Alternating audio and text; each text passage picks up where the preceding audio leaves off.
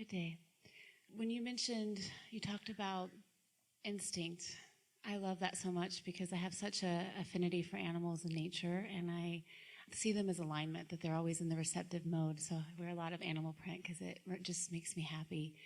And of course he mentioned Albert Einstein and the quote. Well, another quote that he talks about is imagination and how great it is and how so much of... And before you go further, yes, and maybe it's where you're headed. Yes. We might be jumping in ahead of you. Imagination is the receiving mode. Yes.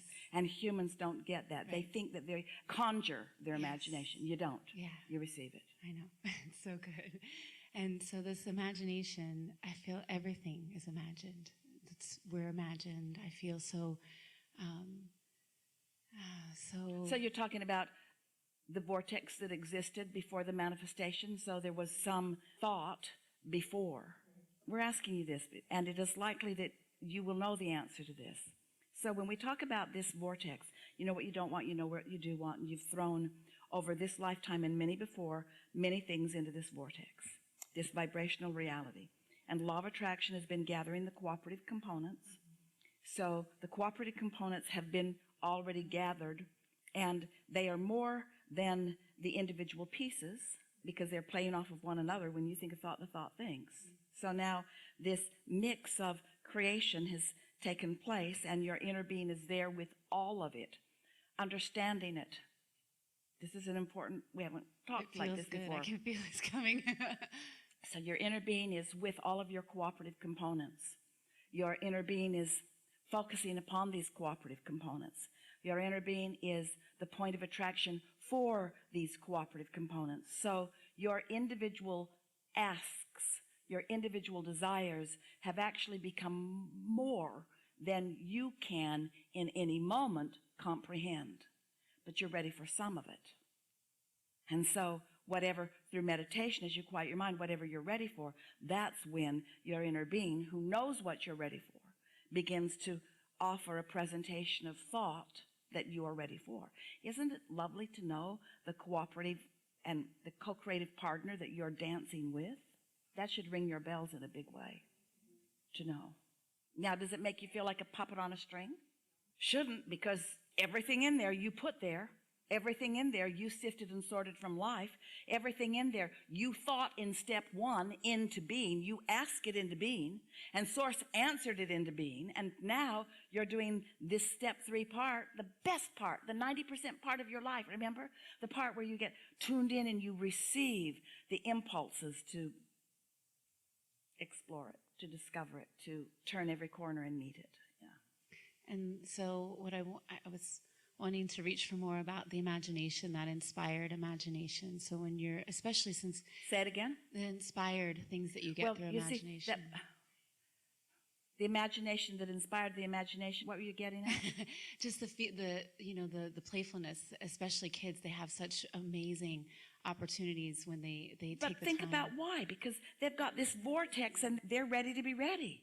They're ready to be ready. They haven't blocked it with all of the rules and all of the negative expectation. Doesn't matter, that stuff. Yeah. And so imagination, it's that inspired idea. And so for me, when I'm meditating, I love just getting into that detached feeling. Well, let's say it better. Imagination is not only an inspired idea. That goes without saying. It's in the vortex. It's a received idea. Because you're the one that allows the imagery. Because you're the one that's got the projector in your head.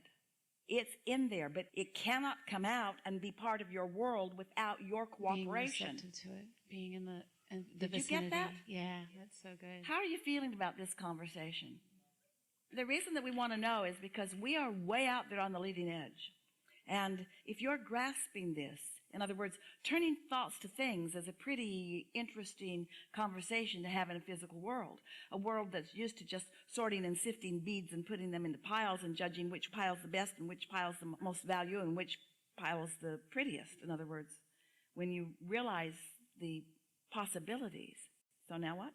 And so I want to touch a little bit more on the animal thing. I just felt inspired to ask about sentience. And I think there's this connection that we all feel a little closer to certain animals like whales and dolphins for me, and maybe I'm speaking for other people. Is there a relationship to us that we have, maybe a similarity with the sentience part of it, where we have access to connect to animals in a way that maybe more than others?